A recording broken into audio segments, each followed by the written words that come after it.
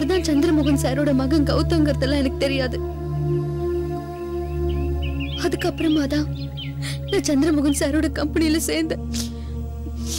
சந்திரமோகன் சாரை பொறுத்த வரைக்கும் கௌதம் மேல அவ்வளோ பிரியம். தன் பையன் காணாம போயிட்டாருன்னு தான் இன்னும் நினைச்சிட்டு இருக்காரு. போதா குறைக்கு நம்ம சரவணன் தான் வந்து இந்த கேஸ டீல் பண்ணணுமா, அதுவே எனக்கு பெரிய டென்ஷன். எல்லாத்துக்கும் மேல சந்திரமோகன் சார் என் மேல வச்சிருக்கிற நம்பிக்கை, சந்திரமோகன் சாரோட வைஃப் என் மேல காட்டுற பிரியம், கௌதமோட மனைவி, குழந்தை, அப்பா அம்மா தவிக்கிற தவிப்பு, இதெல்லாம் சேர்ந்து இன்னும் ரொம்ப உறுத்துது. இன்னொரு பக்கம் நான் கௌதமோட கார்ல ஏறி போனதை பார்த்துட்டு அதை சொல்லி சொல்லி என்ன பிளாக்மெயில் பண்ற குரூப் வேற. நான் இது வரைக்கும் இந்த உண்மையை யார்கிட்டயும் சொன்னதில்லை. முதல் தடவையா உங்ககிட்ட தான் மாமா நான் சொல்றேன். சத்தியமா என்னால ஒரு வினாடி கூட நிம்மதியா சந்தோஷமா இருக்கவே முடியல. அதான் நான் டிசைட் பண்ணிட்டேன்.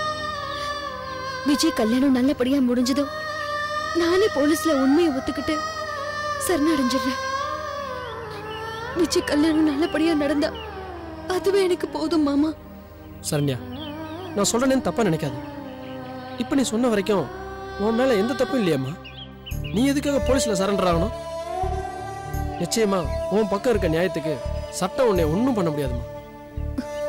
இல்ல மாமா, சட்டம் என்ன தண்டிக்கதோ இல்லையோ, என்னோட குற்ற உணர்ச்சி என்ன ஒவ்வொரு நிமிஷமும் தண்டிச்சிட்டு இருக்கு. என் மனசாட்சி என்ன கொண்டுட்டு இருக்கு. அதுகிட்ட இருந்து எனக்கு விடுதலை கிடைக்கணும்னா நான் போலீஸ்ல சரண்டர் ஆகணும். அவசரப்படாத சரண்யா, நான் இதை பத்தி யோசிக்கிறேன். ஒரு நல்ல முடிவு எடுப்போம். மறுபடியும் சொல்றேன், தயவு செஞ்சு அவசரப்படாத. இல்ல மாமா, என் முடிவுல எந்த மாற்றமும் இல்ல. எனக்கு நீங்க ஒரு உதவி பண்ணணும். சொல்லுமா. எந்த காரணத்தை கொண்டும் யார்கிட்டயும் சொல்ல மாட்டேன்னு சத்தியம் பண்ணுங்க. சரண்யா, பண்ணுங்க மாமா. மாமா, சத்தியமா யார்கிட்டயும் சொல்ல மாட்டேன்.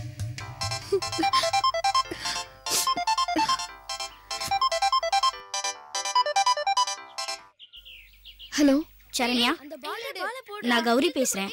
எப்படி இருக்கீங்க? நான் நல்லா இருக்கேன். நீங்க எப்படி இருக்கீங்க? நல்லா இருக்கேன்.